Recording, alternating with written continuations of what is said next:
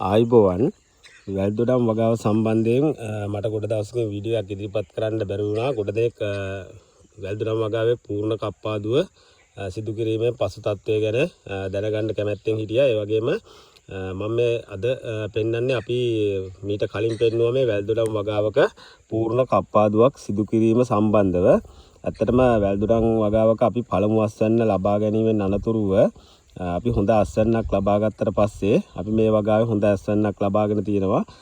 ඊට පස්ව අපි අනිවාර්යයෙන්ම පූර්ණ කප්පාදුවක් සිදු කරන්න ඕනේ මේ පාර්ශ්වික අතුවල කෙරවලටම මල් පිපිලා ඉවර වුණාට පස්සේ අපි මේ වගේ කප්පාදුවක් කරලා ඊට පස්සේ තමයි මේ විදිහට අස්වැන්න ලබා ගන්න ඕනේ දෙවෙනි අවස්ථාවේදී. මේ වගාවේ මම දැන් මේ වීඩියෝ එකේදී මේ වගාවේ සියලුම තොරතුරු ඉස්සරහට පෙන්නනවා. දැන් මේ පූර්ණ කප්පාදුවකින් අනතුරුවත් මේ වගාවේ හොඳින් අස්වැන්න ලැබෙන්න පටන් අරගෙන තියෙනවා. මම මීට කලින් වීඩියෝ කීපයකදීම ඉදිරිපත් කරා මේ පූර්ණ කප්පාදුව සිදු කරන විදිය සහ ඊට පසුව මේ වගාවේ තත්ත්වය සම්බන්ධව දැන් මේ මාස දෙකක කාලයක් පහු වෙලා තියෙනවා මේ අපි පූර්ණ කප්පාදුවක් සිදු කිරීමෙන් පසුව වැල්දොඩම් වගාවේ ගොඩක් ගොවි මහතුරු මේ සම්බන්ධව වැඩිදුර දැනුවත් නැහැ. මේ පූර්ණ කප්පාදුව සිදු කරන්නේ නැහැ. එතකොට මේ පරණ වැල් ඉතිරි වෙලා තියෙනවා. ඉතින් අස්වැන්න දෙගුණ කරගන්න පුළුවන් අපිට මේ දෙවැනි අවස්ථාවේදී අපි හරියටම අස්වැන්න ලබාගෙන මාස කිහිපයක් යනකොට පළමු අස්වැන්න ලබාගෙන වැල් පරණ වෙනකොට අපි මේ වගාවට වැඩි කාලයක් නැහැ.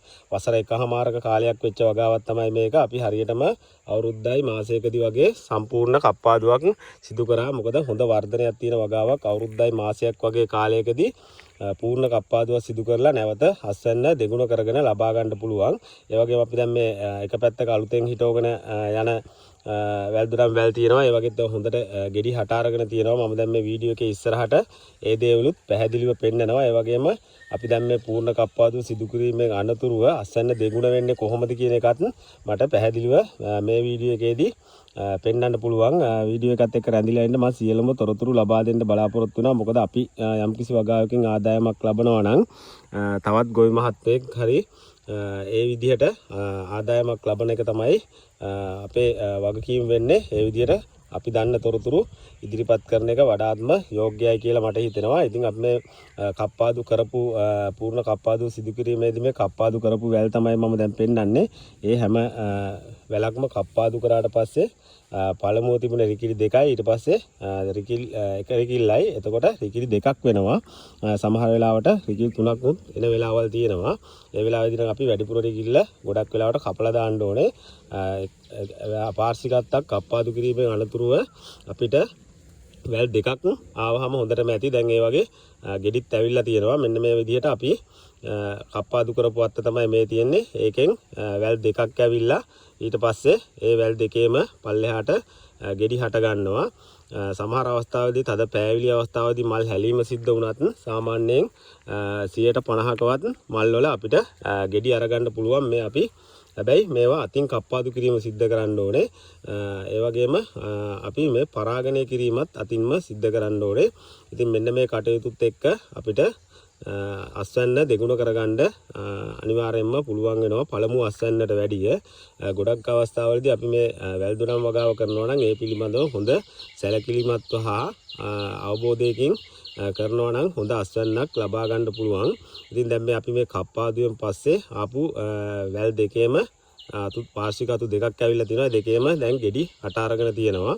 ඉතින් ඒ විදිහට දැන් මම අලුතෙන් හිටවපු වගාවත් ඉස්සරහට අපි හිටවගෙන යන කොටසත් පෙන්වන්නම් මේ කප්පාදුවෙන් අනතුරුව ගෙඩි හට අරගෙන තියෙන විදිය. ඉතින් හොඳ අස්වැන්නක් තියෙනවා. ඒ වගේම හොඳ ලොකු ගෙඩි හැදෙනවා. ඉතින් කුඩා ගෙඩි විශාල ප්‍රමාණයක් හැදෙනවට වැඩිය ලොකු ගෙඩි ප්‍රමාණයක් හැදෙනවා නම් අපිට හොඳ බරක් තියෙනවා නම් අපිට හොඳ ආදායමක් ගන්න පුළුවන් මේ වැල්දොඩම් වගාවේදී.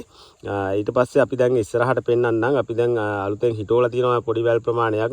ඒ වගේ ඒ හැම වැලකවත් දැන් පළමු අස්වැන්න ලැබෙන්න පටන් අරගෙන තියෙනවා.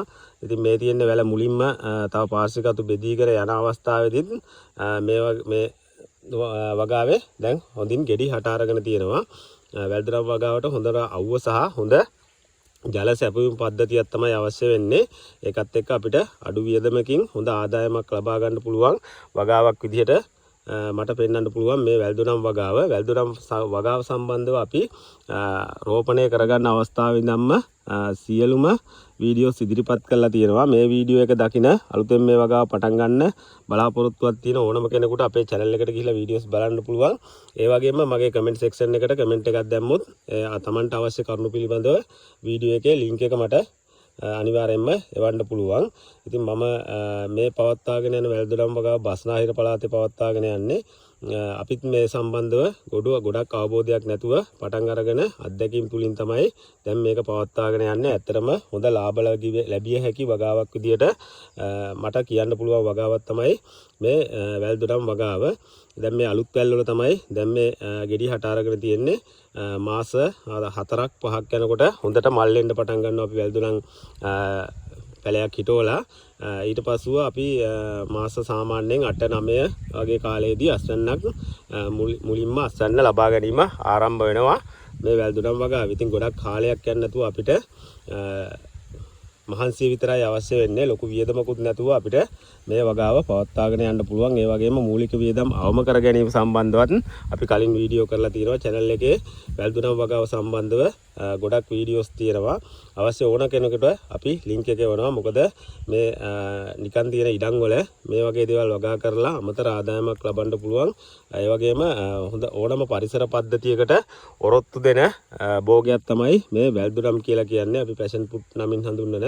ඉතින් මේ passion fruit වගාව ඇත්තටම හොඳ ලාභයක් වගේම ඕනම පරිසර පද්ධතියක ඕනම දේශගුණික තත්වයකට ඔරොත්තු දෙන විදිහට අපිට හදා ගන්න පුළුවන් භෝගයක් විදිහට තමයි මට කියන්න පුළුවන්. ඉතින් අර මේ වීඩියෝ එක අලුතෙන් බලන කෙනෙකුට තමන්ගේ ගෙවත් උනත් ඉඩ තියෙනවා නම් වැල් කීපයක් හදාගත්තත් හොඳ ආදායමක් ලබා ගන්න පුළුවන්. ඉතින් ගෙදරක වැල් 10ක් හිටව ගත්තත් නිසියාකාරව නඩත්තු කරොත් මාසෙට රුපියල් 4000ක් වුණත් නිකන් ගෙදර ඉඳන් ගන්න පුළුවන් වගාවක් විදිහට ඇත්තටම මට පැහැදිලිව කියන්න පුළුවන්. ඉතින් අවශ්‍ය කරුණු හැම එකක්ම අපි ඉදිරිපත් කරන්නේ ඒකයි. මේ වගාව සම්බන්ධව මොනවා හරි තොරතුරු අවශ්‍ය ඕනම කෙනෙකුට අපේ කමෙන්ට් සෙක්ෂන් එකට කමෙන්ට් එකක් දාන්න පුළුවන්. මේ වගාව අපි දැන් මුලින්ම ආරම්භ කරලා ටික ව්‍යාප්ත කරගෙන යන වගාවක්. අපි දැන් අලුතෙන් පල්ලෙහාට හිටවලා තියෙනවා. ඒ වගේම මේ පරණ වැල් වල අස්වැන්න ලබාගෙන දැන් දෙවෙනි අස්වැන්නත් ලබා ගන්න කාලය ඇවිල්ලා තියෙනවා. එතකොට අනික passion fruit කියන භෝගයට ගෙඩි හැදෙන්න කාලයක් නැහැ. අපි වැල් කප්පාදුව සිදු කරන විදිහත් එක්ක අලුතෙන් එන හැම මලකම ගෙඩි හට ගන්නවා. අපි අතින් පරාගණය කරනවා නම් 80ක වගේ ප්‍රතිශතයකට හැදෙන මල් වලින් අපිට 50ක එහා ප්‍රතිශතයකට කොහොමත් අපිට දේශගුණික පාරිසරික බලපෑම් කෙසේ වුණත් අපිට 50කට එහා පැත්ත එන මල් වලින් හොඳ ගෙඩි ගන්න පුළුවන් වගාවක් තමයි මේක. ඉතින් ගොඩක් කරුණු ඉදිරිපත් කරා කියලා මම හිතනවා. වැල්දුනම් වගාව සම්බන්ධව අපි ඉදිරියට පවත්වාගෙන යද්දී තවත් අලුත් තොරතුරුත් එක්ක අලුත් වීඩියෝ එකකින් නැවතත් හමු වෙමු. සියලු දෙනාටම සුබ දවසක්.